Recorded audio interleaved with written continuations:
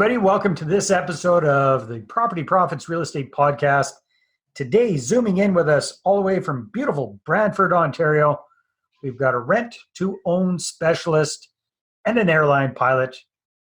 Pretty interesting combination. Kevin McHardy. How are you doing today, Kevin? Great, Dave. How are you? I'm fantastic. So, Kevin, how the heck does an airline pilot get into doing rent-to-own deals? Great question. So in 2011, I started investing in real estate, and a realtor friend of mine sent me a rent-to-own deal that looked pretty intriguing. I liked the returns. I liked the whole idea and the structure of it. And I read a few books, did a little studying, a little research on it, and dove right into my first rent-to-own Very nice. by myself. Yep. Yeah. Now, was that... So for folks that are watching this who aren't familiar with, or who aren't all that familiar with rent to own, can you maybe give us kind of a big picture of there's a few different ways to do it. Can you maybe kind of give us a big picture of what is rent to own and then how you structure your deals, how you do your deals, if you don't mind? Sure, absolutely. So again, when I started in 2011, I did them all on my own. So there was no partnership. We are now doing it on a joint venture structure. So 50-50, 60-40 partnership split. We do a tenant first program, that being the tenants actually choose the home and the price point that they're approved for. So it's a bit of a range, but we'll approve them for their final value. So we make sure they're aware of that. So right now we're doing joint venture structures with the tenant buyer first program. I've been reading a little bit of lease backs, but for now we're sticking to that, and also doing some wholesale, rent-to-own wholesale, which has actually been quite popular lately. So we've been doing a number of wholesale deals as well, giving 100% of the profit to the investors. All right. So just so folks that are watching this, if you're not familiar with rent to own, basically, big picture, a rent to own deal is where you find somebody who can't qualify for a normal mortgage right now because of whatever credit challenges, usually might be lack of a down payment, could be a whole variety of different reasons. And you get them into a house right now, which they rent from you, but typically with an option to purchase that property 2, 3, 4 years down the road. So this gives them time to A, build up their credit over that time frame, and B, usually most rent-own programs, to pay in their down payment over time. So it's an awesome double whammy for the tenant buyer, because A, they're able to live in the house now sooner rather than later. B, they're able to get into the house without having great credit right off the get-go. And C, it gives them the time to pay in build up their down payment, kind of like a forced savings account, and get their credit cleaned up so they can qualify for financing down the road. So Kevin, you touched on a few interesting ones. Other ways of doing rent to own are what are called sandwich leases, which is basically where you start with the house first, and then you find somebody who wants to rent to own that house, and usually you're kind of the intermediary there between the homeowner and the buyer, and you make a little bit of a profit in the middle there.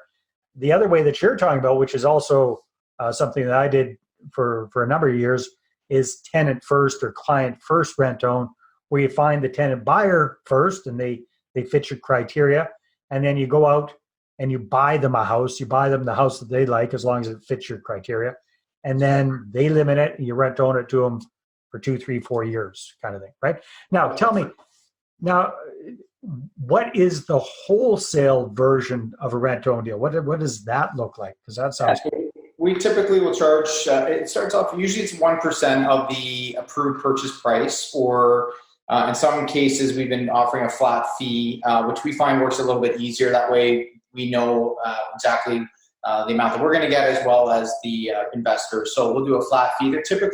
They range from $5,000 to $8,000, depending on the rent to own, and again, the term, the lengths and such. So we have a full mortgage team that we use for our company and myself now. So we'll vet the whole process from the beginning to right to the end. So basically we send the entire package. So the summary of the applicant, we will collect the payment you're referring to, so their initial down payment.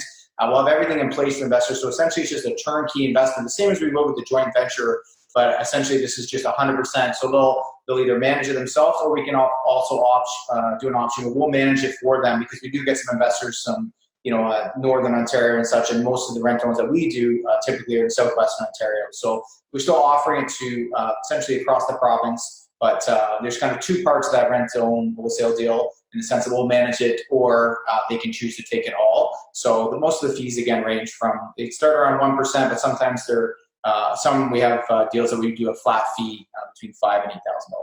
All right, so that's pretty cool. So that's if somebody says, hey, you know what, I don't want to do a 50-50 split. I'd rather do the whole deal myself, but I really don't know what I'm doing. Can you find the tenant buyer for me? Can you find the house for me and create this package and then even manage it for me? So yeah, and that's sometimes often the hardest part of any obviously real estate deal. You want to find at the beginning that makes your money at the end. So we find that we've had a lot of people reaching out to us lately with looking to get a wholesale deal. So yeah, well, that's cool. That's an interesting service that you're offering there, Kevin. So I kind of went over it briefly, but why don't you kind of tell me in your own words, what are the big benefits to a tenant buyer for doing a rent-own deal? Because obviously, in order for you to make money, typically the way it's working, and correct me if I'm wrong, is you're buying the property at today's price, and you're selling the property to your tenant buyer 3 or 4 years down the road at an inflated price, obviously, because that's you got to make some money somewhere. So you're buying at today's price, you're selling it to them at a future price that's set today. So what are some of the big benefits for your tenant buyer for doing this? Yeah, great question. Obviously, there's a lot of frustration with people. The rents are increasing, and again, we're primarily in Southwestern Ontario, so that's where we focus on. And the benefits for a tenant buyer program, first, we're actually buying that. They're picking the house, and we're buying it outright for them at the beginning. Obviously, they'll know their set purchase price, so that's a great scenario. The rents won't increase. And again, they get to choose out. So a lot of times we'll find people are moving from the GTA this way to Brantford, Hamilton area, down to London, again, in Southwest Ontario. So we'll find that they want to put their family in an area where there's great schools. Now with COVID, we're finding a lot of people are working remotely, so things are really shifting. We use 5% annual appreciation rate. So again, the stability and the security of knowing that, they have a house that they feel that they're a part of the whole process. So they can choose the home, they can find the school district. Often it's people that are renting in areas that they either want to stay in or maybe just, again, move out from the GTA. So the benefits would be, picking the house is a great program. I find that with the amount of down payment, our minimums are $10,000. So it's a good chunk of change to have in the program. And that extra little bit of having them choose the home gives them a sell.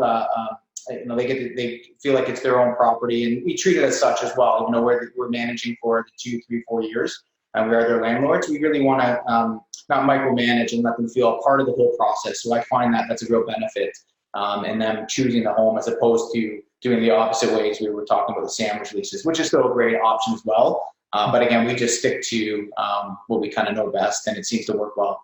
Yeah, awesome, Kevin. So that's what's in it for a tenant buyer. What's in it for, let's say, yourself as a rent-to-own operator? So if somebody's saying they're looking at different real estate investing strategies, trying to figure out what they want to do, why would somebody want to do what you're doing, for example? Sure. As an investor, great returns. Again, the stability, the built-in appreciation, the 5%. So you kind of know you're at the end results of the returns. Obviously, because the tenant buyer has skin in the game, so to speak, so they have an involvement in it with not only choosing the home, but obviously a capital involved as well. So there's that aspect of it that they're very easy to manage. So again, whether we self-manage them or we give a wholesale fee 100% to them, again, they're very easy. I'm talking about you as the rent-own operator. Oh, as us as the operator. What you're doing. Yeah. Oh, sure. Yeah, us as the operator. The benefits for us would be. Yeah, obviously great returns. Monthly cash flow is a big one. Again, student rentals, rent-to-own seem to have the highest amount of monthly cash flow. So again, that was appealing to us to get involved with it. And also the sale price. So there's a good amount of built-in appreciation. So we know the sale price at the end. So there's a good amount of money to make with the mortgage pay down and the cash flow, the two components really, and then that appreciation. So it's very lucrative that way. So Kevin, back in the day when I was doing rent-to-own deals here in Kamloops, Sounds like price points on the properties are kind of similar. I was looking around the 350 range at that time. You're kind of what kind of price point are you guys looking at as a typical entry level type house in your area and the areas that you're focusing on? Yeah, pretty much 400 and up. We are doing some now. We're finding a lot more down in the Windsor area. We're underwriting a few deals right now in that area, and you can still get a good home for $275,000, $300,000 in good parts of Windsor and Chatham in that area. So, and even in London, some starter homes, townhouses. So, primarily, I would say though, on the majority would be about 400,000 and up. 400 to 500,000 seems to be the sweet spot for us. Cool, very cool. Yeah. And your typical terms are what? 3 years, 4 years? Yeah, typically 3 years. I would say, again, 90% of our deals are 3 years. We've done a few 2 years. But yeah, sometimes there are 4. But they average 3 years. And just as a compare and contrast, so let's say you've got a $400,000 house that you're doing a rent-own deal with versus that same $400,000 house as a rental property. What's the difference in the cash flow to you as the active investor partner, would you say? Extra cash flow would be on top, you mean? So we typically... cash flow, yeah. I mean, so for example, a single family home, what, if anything, would that cash flow? Right. Yeah, I was going to say, cash neutral maybe. Yeah, so we typically see between $500 to $1,000 in cash flow in a rental home, and then we'll split that up with our joint venture partners. We offer, we usually do 100% of the first-time investors give all the cash flow, so we just make the money at the end for us. So, all right. So the way that when the smoke all clears, the way that you and your investor partners really make your profit is the difference between what you paid for the property, what you sell it for at the 5% annual appreciation. Yeah. Is that cumulative? So is it 5% year one, then 5% more of that? Yes. For the 3 years. Okay. So it's gone up, give or take 17 or 18% over the 3-year time frame. Yeah. Plus the mortgage has been paid down a bit over those 3 years. Is that really, by the time the smoke clears, where your profit is? Yep. And then again, the built-in cash flow component. So we'll build that into it as well. So yeah, a $400,000 home will sell back for around $463,000 would be 5% annually for the 3 years. Yeah. Nice. Okay. And then the cash flow, but a good chunk of that cash flow probably goes back to your tenant buyers as a rental credit, would you say? That's right. Yeah. So we'll have the cash flow, and then we'll have the monthly option payments consideration that we'll give back to them at the end. So on top of their initial down payment. Yeah, makes sense. Yeah. Very, very cool. I love how you got the wholesale component involved as well. What would you? So some of the big benefits is for rent own that I'm aware of is a lot less property management per se, because that gets shuffled off to your tenant buyer. So if the toilet starts leaking, it's their job to get it fixed, not your job. So all that kind of maintenance and repair is pushed off to your tenant buyer because they're really living in their own house. Yeah. And so that's a big benefit. What are some of the dangers or pitfalls to the strategies? Because nothing's perfect. So what would you say are some of that? Yeah, great question. Yeah, so for the tenant buyer, and start there. So some of the concerns would be obviously if we go bankrupt or something and it happens to us financially, they could be out of their down payment. If they don't finish the program at the end, we do have some things built in. So we'll give them an automatic 6 months at 0.5% appreciation for those 6 months. And that's all described and given to them at the beginning with our option to purchase contract, and they kick it to the lawyer. So that's one of the downfalls, obviously, are things to be concerned about, which we're very transparent about. So they can forfeit that. And as well as all those monthly cash components that we save for them each month would be forfeited as well if they can't execute the purchase at the end of the term. We will work with anyone and everyone to try and help them out, obviously, but we do have investors. So after say it's a 3 year, 6 months of extension, we may extend it to another 6 months to give them that full year. Again, we'll consult with the investors in our mortgage team to see what's the best situation and opportunity to help the tenant buyer out. So that would be a big concern. And then things happen in life. There's death, divorce, things happen. So we'll deal with it on a case-by-case basis. So Again, with COVID and everything, we've learned a lot. So just trying to be open and honest, transparent, and work with people to try and help them out. But we are running a business essentially, so we do need to be cautious of that. And that's kind of what I learned along the way as well, trying to help people, but maybe helping them. There's a brutal. Sometimes, I don't know. This came true for me a few times with my rent-to-own experience. Was sometimes you just can't fix stupid. Yeah. You put it. Yeah, that's right. Yeah, that's a good way to say it. Yeah. So yeah, it's a great model, but and again, it gets back to really picking the right people in the first place as your tenant buyers, right? Because if I remember my biggest, stupidest mistake was the red flag went off. I was interviewing this tenant buyer couple, and they're kind of disastrous looking, but they had the option fee. But I can remember the lady saying something like, "Oh yeah, I must be Tim Hortons' best customer. I spend about $600 a month at Tim Hortons." That was my first one. It went sideways, and I always remembered, hey, if they're stupid with their money, it's very, very difficult to turn those people around. So or leasing a vehicle 3 months before the rent-to-own term's coming due, and or financing a vehicle $40,000. That's why that credit coaching is so important. You guys use outside credit coaches for? Yeah, that's smart. Yeah. So we have a third-party company we work with outside of our mortgage team, depending on their credit score, and we'll set them up and we'll build that cost into the program to help them out, to really make sure that we can achieve the home ownership for them at the end. So that's the whole goal, right? I mean, that's where everybody really wins. Yeah.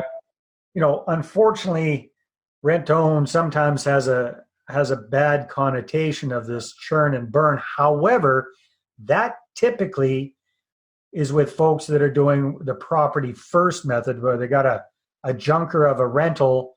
Right. They get, that's where you get the scam artists in there, churning and burning tenant buyers. Your method's very, very different, because you're actually buying somebody a house and rent-owning it to them for the next 3 or 4 years, right? Yeah. That particular property as a standalone rental probably doesn't make very much sense. So in your joint venture partner's best interest to make sure the whole deal works at the end. Otherwise, you got to figure out what to do with this house, right? Yeah. And people can exit out early too, so they're not stuck to that 2 or 3 years, which is another great component of the program that I mentioned earlier. So we have it sounds like as well for your particular area, the appreciation rate that you guys are basing it on is fairly conservative, fairly realistic, right? Yeah, and we still, things are pretty competitive still right now, even in this area. Things are still going into multiples or selling very quickly. So we always try, again, with the buy, we always try to get a little bit under market value to help them as well, to have that appreciation sort of already factored in, hopefully within the first 2 years of the 3-year rental term or something. So that last extra year sort of just equity gain for them. So. Awesome. Kevin, time flies when we're having fun, especially when we're talking rent-own. Yes. If people want to find out more about you and what you're up to with rent-own, what should they do? Yeah, you can visit our website. It's www.waypointproperties.ca. And we're also on Instagram quite actively. It's just waypointproperties.ca. There's a great video tutorial on there and some links for investors and such. So that's the best way to get it. Yeah. Awesome. Kevin, thank you very much. Thank you, Dave. It's been a pleasure. All right, everybody, take care. We'll see you on the next episode.